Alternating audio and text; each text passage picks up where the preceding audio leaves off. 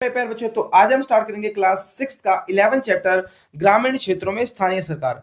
बच्चों, जब भी हम गांव की बात करते हैं तो बेटे या सरकार की बात करते हैं, गांव के अंदर सरकार की बात करते हैं, तो हमारे दिमाग में बेटे पंचायत का ख्याल आता है कि किस प्रकार से हमने सारी मूवीज में देखा है कि भाई पंचायत होती है, गांव के बड़े बुजुर्ग कोई फैसला लेते हैं, ठीक है ना। तो बहुत सारी फिल्मों में हमने देखा कि भाई गांव के अंदर क्या लगती है, पंचायत लगती है, ठीक है। तो अब ये सारी की सारी व्यवस्थाएं काम कैसे करती हैं, ठीक है, ये सरकार का स्वरूप कैसे चलता है, उसके बारे में हम बात करेंगे। देखिए बच्चों, क्या होता है, मान लीजिए कि आपके गांव में कोई समस्या आई है, ठीक है, तो और आपको समस्या से निपटारा पाना है, तो उससे आप कैसे छुटकारा पाएंगे। तो क्या होता है बच्चों, सरकार में कुछ ना कुछ स्तर बनाए जाते हैं। जो हमारी सरकार होती है बेटे, वो कई स्तरों पर विभाजित होती है, ठीक है। सबसे ऊपर जो होती है बेटे, वो होती है हमारी केंद्र सरकार। कौन सी सरकार बच्चों? केंद्र सरकार। जिसको कौन चलाता है बेटे? पीएम चलाते हैं, यानी कि प्रधानमंत्री या प्राइम मिनिस्टर चलाते हैं, ठीक है।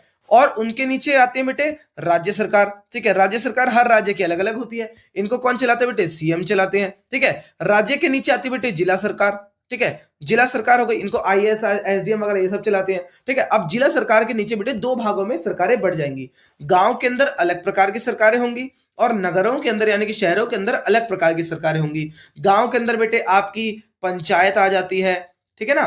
पंचायत आ जाएगी, ग्राम सभा आ जाएगी बेटे, ठीक है। इसके अलावा नगरों के अंदर नगर पालिका, ठीक है, महानगर पालिका जो भी है, ठीक है, ये सब आ जाते हैं। तो इन सब के बारे में हमें पढ़ना है बेटे, ठीक है ना।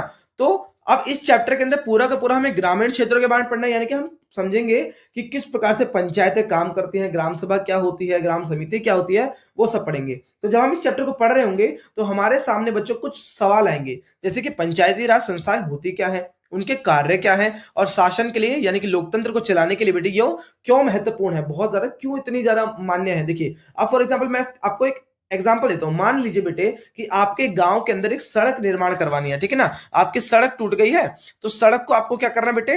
निर्माण करवाना है। अब उस सड़क के निर्माण कार्य के लिए आप डायरेक्ट तो बेटे प्रधानमंत्री के पास जाएंगे नहीं, ठीक है। या प्रधानमंत्री को क्या ही पता कि आपके गांव की कौन सी सड़क टूटी है, किस गली की सड़क टूटी है, कौन सी चीज टूट गई है, ठीक है। तो इसके लिए क्या होता है बेटे, सरकार के स्तर बनाए जाते हैं, ठीक है। आपके गांव की समस्या केवल आप ही को पता होगी ना, आपके यहाँ के लोगों को पता होगी। तो गांव के अंदर पंचायतें लगाई जाती हैं और उस पंचायत के जो सदस्य होते हैं वो भी आपके गांव के ही सदस्य होते हैं, ठीक है। यानी कि वो ही फैसले लेंगे, आपके सदस्य जो होंगे, मुख्य सदस्य जिनको चुना जाएगा, वो फैसले लेंगे कि गांव में क्या क्या होना चाहिए। तो इस प्रकार से काम करती है, ठीक है। आगे हम देखेंगे कि बेटे मोहनदास करमचंद गांधी जी ने भी बोला है कि असली भारत जो है बेटे हमारा, वो गांव के अंदर ही बसता है, ठीक है। तो चलिए इस चैप्टर की शुरुआत करते हैं। देखिए यहाँ पे लिखा है कि भारत आकार में बहुत विशाल है, बहुत बड़ा है बेटे, विविधताओं वाला देश है, ठीक है। हमारे यहाँ पर अलग अलग जाति धर्म सभी के लोग रहते हैं, ठीक है। हमारे देश में लगभग 6 लाख गांव हैं, 8,000 कस्बे हैं। कस्बे क्या होता है बेटे? जो गांव और शहर का मिक्सर होता है, ठीक है। और 4,000 से अधिक नगर हैं, ठीक है। हमारी जनसंख्या लगभग 1.4 अरब के पार पहुंच चुकी है, लेकिन आज भी 2/3 भाग में ग्रामीण क्षेत्रों में ही लोग रहते हैं, ठीक है। तो देखेंगे कि ये लोग अपना शासन किस प्रकार चलाते हैं, वो पढ़ेंगे हम, ठीक है। तो चलिए शुरू करते हैं। देखिए अब एग्जाम्पल के रूप में इन्होंने क्या दे रखा है बेटे कि हिमालय की तराई में बस एक छोटे से गांव लक्ष्मणपुर की यात्रा करें, ठीक है। लक्ष्मणपुर एक जगह है, ठीक है। वहां पर बेटे 200 घर हैं, 200 घरों में 700 लोग रहते हैं, यानी कि जनसंख्या टोटल गांव की है 700, ठीक है। ज्यादातर लोग बेटे खेती करते हैं, यहाँ पर किसान है, ठीक है। और अपनी भूमि पर वो कृषि करते हैं, गाय या बकरियां पालते हैं। कुछ के संबंधी यानी कि जो रिश्तेदार हैं वो सेना में, भारतीय सेना में अपनी सेवाएं दे रहे हैं। कुछ युवा जो हैं, जवान लोग, वो खोज आजीविका यानी कि काम की तलाश में नगर चले गए, शहर चले गए, ठीक है। अब इस गांव की बहुत सारी आवश्यकताएं हैं, जरूरतें हैं बेटे। क्या क्या? कि भैया खेतों के लिए पानी मिल जाए कहीं से, ठीक है। भारी वर्षा से जो सड़क खराब हो गई है उसका रखरखाव हो जाए, ठीक करवा ली जाए उसको, या फिर प्राथमिक विद्यालय का रखरखाव हो जाए, पहली से 5वीं तक के स्कूलों का जो भी है, ठीक है। तो अब इन सब चीजों को करवाने के लिए ये लोग कैसे निर्णय लेंगे, ठीक है, क्या फैसले लेंगे, या कौन लोग ऐसे हैं जो फैसले लेंगे पूरे गांव के लिए, ठीक है। अगर मान लो फैसला ले भी लिया तो उस चीज के लिए संसाधन कहां से जुटाएंगे, ठीक है। अगर मान लो किसी की जमीन को लेकर लड़ाई हो रही है या किसी की खेती की उपज चोरी हो गई है तो क्या होगा, ठीक है, उसका फैसला कौन करवाएगा। तो गांव में ऐसे अनेक प्रश्न उठते हैं। तो इन सब के लिए क्या सारे के सारे लोग राजधानी उठ के आ जाएंगे राष्ट्र के लिए, ठीक है। यानी कि केंद्र सरकार के पास थोड़ी आ जाएंगे कि भाई चलो दिल्ली चल रहे हैं हमारे गांव के फैसले समस्या सुलझाने के लिए, ठीक है। तो क्या होता है, सरकार ने सरकार के स्तर बनाए हुए हैं जिससे कि छोटे से छोटे स्तर पर भी फैसलों को आसानी से सुलझाए जा सके, फैसले लिए जा सके, मतलब जो समस्या है उनको सुलझाया जा सके। तो इसी में एक व्यवस्था है बेटे जिसका नाम है पंचायती राज व्यवस्था। ये जो पंचायती राज व्यवस्था है बेटे, ये केवल आपको ग्रामीण क्षेत्रों में या गांव वाले क्षेत्रों में ही देखने को मिलती है। ठीक है, देखिए सबसे पहले हम देखेंगे कि भारत के प्रत्येक गांव की भांति लक्ष्मणपुर के लोगों के पास भी पंचायत है। क्या है बेटे? पंचायत है। ठीक है, जिसको एक स्थानीय शासन व्यवस्था यानी कि लोकल जो वहां की शासन व्यवस्था है वो कहते हैं, जिसे एक ग्रामीण परिषद भी कहा जाता है। ठीक है, पंचायतों को बेटे हम ग्रामीण परिषद भी कहते हैं। ठीक है, पंचायत शासन को लोगों के समीप लाती है। ठीक है, लोगों की भागीदारी बढ़ती है बेटे शासन में।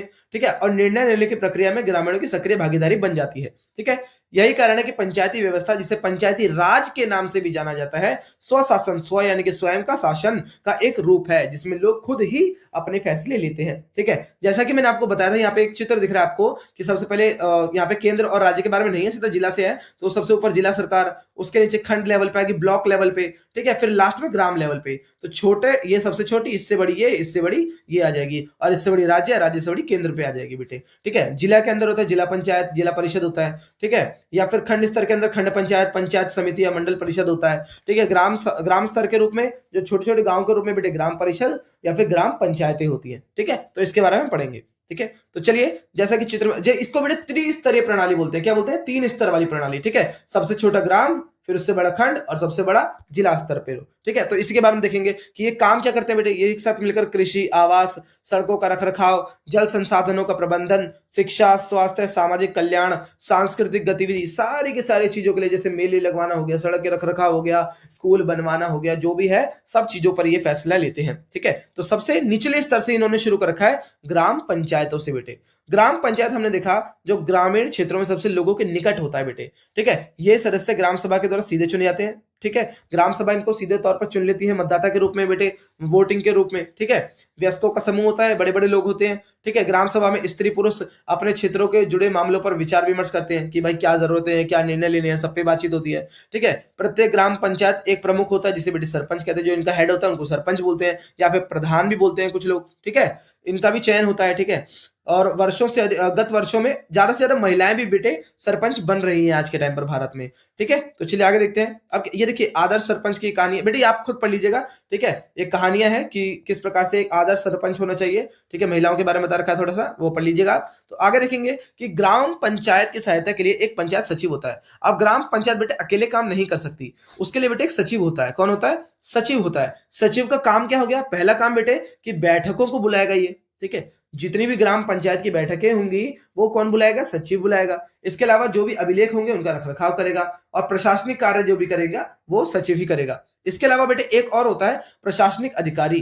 ठीक है, जो क्या करता है बेटे, जिसे हम पटवारी भी बोलते हैं। क्या बोलते हैं? पटवारी बोलते हैं। पटवारी गांव के भू अभिलेख, जितनी भी जमीन है उनके अभिलेखों को इकट्ठा करके रखता है। वो उसके पास पुरानी पीढ़ियों के मानचित्र वगैरह सब होते हैं, जिससे कि किसी भी इंसान में या किसी भी दो लोगों के बीच में जमीन को लेकर लड़ाई ना हो। ठीक है, तो आज के टाइम पर बेटे एक और टॉपिक सामने आ रहा है, जिसको बोलते हैं हम बाल हितैषी पंचायत। क्या बेटे? बाल हितैषी। ये बेसिकली बाल यानी कि बच्चे, जो बच्चों के हित में काम करेगी, ऐसी पंचायत। पंचायतों को सभी ग्रामवासियों की बात सुननी होती है, हम सबको पता है। ठीक है, जिसमें बच्चे भी सम्मिलित हैं। ठीक है, आजकल बच्चों को भी बेटे ग्राम पंचायतों में शामिल किया जा रहा है, जिससे कि उनकी भी समस्याएं हल हो सके। तो ऐसी एक संस्था है बेटे बाल हितैषी पंचायत। ठीक है, ये बच्चों की भलाई से जुड़े मामलों पर काम करती है, जिसमें स्वयं बच्चों को अपने विचार रखने, राय रखने का अवसर दिया जाता है। अनेक राज्यों में नियमित रूप से बच्चों की बाल सभाएं लगती हैं बेटे। ठीक है, बाल पंचायतों में उनकी भागीदारी को बढ़ावा दिया गया है। कई सारे कदम उठाए गए हैं जिससे बच्चे भी बढ़ चढ़कर भागीदारी दें, सक्रिय भूमिका निभाएं शासन के अंदर। ठीक है, जहां गांव के बड़े बुजुर्ग उनकी समस्याओं को समाधान ढूंढने का प्रयास करते हैं। ठीक है, बच्चे बड़ों को अपनी समस्या बताते हैं और बड़े उनकी समस्याओं का समाधान ढूंढने का प्रयास करते हैं। जैसे कि एग्जाम्पल दे रखा है इन्होंने कि महाराष्ट्र में कुछ बाल पंचायतों ने बाल श्रम हो गया, बाल श्रम पता है ना, बाल मजदूरी। ठीक है, बाल विवाह हो गया, इनको समाप्त करने का कार्य किया है महाराष्ट्र में। ठीक है, बाल पंचायत के सदस्य एक साथ मिलकर अभिभावकों, अन्य वयस्क, अभिभावक यानी कि पेरेंट्स जिनके साथ भी आप रह रहे हो वो, ठीक है, अन्य वयस्कों को समझाते हैं कि बच्चों को दोबारा से विद्यालय में भेजें, बालिकाओं को पढ़ाएं और पढ़ने की उम्र में उनका विवाह ना करें। तो ऐसे संदेश ये लोग देते हैं। ठीक है, बहुत सी ग्राम पंचायतों ने तो बेटे कई सारे पुरस्कार भी दिए हैं बच्चों को। ठीक है, जैसे कि एग्जाम्पल देखें तो पश्चिमी सिक्किम के अंदर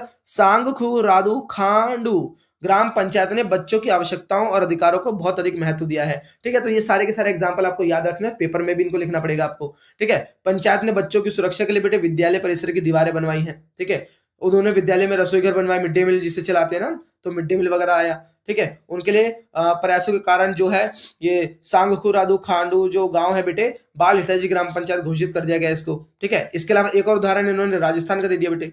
कुछ दशकों पूर्व बंकर रॉय थे एक, ठीक है, उन्होंने बेयरफुट कॉलेज की शाखा बाल संसद ने राजस्थान के ग्रामीण क्षेत्रों के वंचित वर्गों के बच्चों को शिक्षा लोकतांत्रिक भागीदारी के माध्यम से सशक्त बनाया। ठीक है, यानी कि बच्चों की भागीदारी बढ़ाई, बच्चों को शिक्षित किया। ठीक है, इनमें क्या किया, 8 साल से 14 साल तक के बच्चों के आयु के जितने बच्चे हैं उनको रात्रि विद्यालय, रात में विद्यालय लगते हैं, उनमें संसदों की तरह चुनाव के माध्यम से शासन की प्रक्रियाएं समझाई कि किस प्रकार से देश की सरकार चलाया जाता है, लोकतंत्र कैसे काम करता है, या समाज के अंदर इंसान का क्या दायित्व होता है, इनके बारे में बच्चे जानना सीखते हैं। ठीक है, तो ये सब बताया जा रहा है बच्चों को। ठीक है, उनकी संसद या मतदाता के पहचान पत्र, प्रचार प्रसार सहित सभी औपचारिक प्रक्रियाओं का पालन करती है, ये सब बताया जा रहा है। ठीक है ना, निर्वाचित प्रतिनिधि मंत्रिमंडल जो होता है उनका गठन करते हैं, विद्यालय का प्रबंधन निरीक्षण सामुदायिक आवश्यकताओं का समर्थन करते हैं। ये पहल बच्चों में नेतृत्व के गुण यानी कि लीडरशिप क्वालिटी, कौन सी क्वालिटी बेटे, लीडरशिप क्वालिटी को बढ़ाती है, जिस ताकि बच्चे भी हमारे समाज में, लोकतंत्र में या फिर सरकार में अच्छी से अच्छी भागीदारी निभा सके, और सामाजिक जागरूकता को भी ये विकसित करते हैं बेटे। ठीक है, इसके अलावा अब हम देखें कि समाज के विकास के लिए शिक्षा की पहुंच, स्वच्छता, सामाजिक समानता प्रदान करने के लिए बच्चे सक्रिय रूप से इन समस्या को उठाते भी हैं। तो यानी कि बच्चे भी इनके अंदर बेटे अच्छे रूप से भाग लेते हैं। ठीक है, बाल संसद के इन कार्यों ने उन्हें वर्ष 2001 में वर्ल्ड चिल्ड्रन ऑनररी अवार्ड, बहुत सारे मतलब ऐसे कई सारे अवार्ड भी मिल चुके हैं। ठीक है, तो ये टॉपिक नया ऐड हुआ है, तो इसलिए बेटे इसको अच्छे से पढ़ के जाइएगा, इसमें से बहुत ही ज्यादा हाई चांसेस है कि क्वेश्चन इसमें से आ सकते हैं आपके। ठीक है, तो इसके आगे देखें हम, देखिए बेटे उससे निचले जो उसके ऊपर का स्तर है, ग्राम पंचायत से ऊपर का स्तर है बेटे पंचायत समिति या फिर जिला परिषद। ठीक है, अब हमने देखा कि भाई 3 स्तर थे, 3 स्तर में सबसे ऊपर भी स्तर है। ठीक है, तो इस प्रकार में खंड स्तर हो गया, जिला स्तर भी हो गया।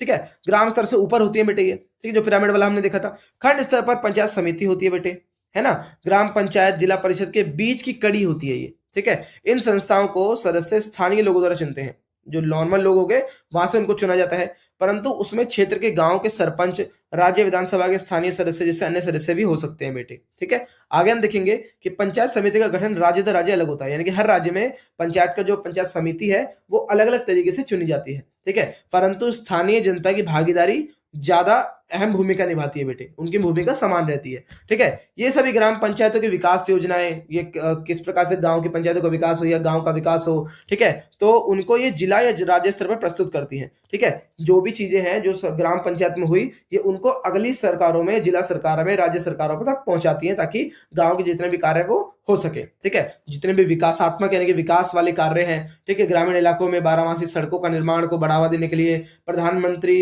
ग्राम सड़क योजना, ठीक है, ऐसी बहुत सारी योजनाएं हैं जिनके धनराशि को आवंटन यानी कि इकट्ठा करने में मदद करते हैं। ठीक है, सभी तीनों स्तरों पर विशेष नियम भी बनाए गए हैं बेटे। ठीक है, ताकि जन समुदाय में अनुसूचित जाति, SC ST OBC, इन सबको भी, जनजाति वगैरह को भी क्या किया जा सके, इनकी आवश्यकताओं को पूरा किया जा सके और उनकी समस्याएं भी बेटे सुनी जा सके, और 1/3 सीटें बेटे महिलाओं के लिए भी आरक्षित की गई हैं। ठीक है, तो यानी कि सभी को, समाज में प्रत्येक वर्ग को पंचायतों में शामिल करने के लिए हमारी सरकार ने क्या किया है बेटे, सीटें आरक्षित कर दी है। ठीक है, तो इसी के साथ बेटे हम देखेंगे कि हमें याद रखना चाहिए कि पूरे देश के विभिन्न राज्यों में पंचायती राज संस्थाओं के गठन और कार्यों में अलग, यानी कि उनके कार्य अलग अलग हो सकते हैं। ठीक है, ऐसा क्योंकि उन संस्थाओं पर राज्यों का अधिकार होता है। ठीक है, हर राज्य के कुछ अलग नियम कानून हो सकते हैं, लेकिन उनके जो लक्ष्य है, वो जो चाहते हैं वो एक ही चीज है। ठीक है, ताकि गांव का, जो हमारे भारत के गांव है, उनका विकास हो। ठीक है, और वहां के लोगों का जो जीवन स्तर है वो अच्छा हो सके। ठीक है, गांव स्थानीय क्षेत्रों में प्रबंधन हो गया या विकास कार्य हो,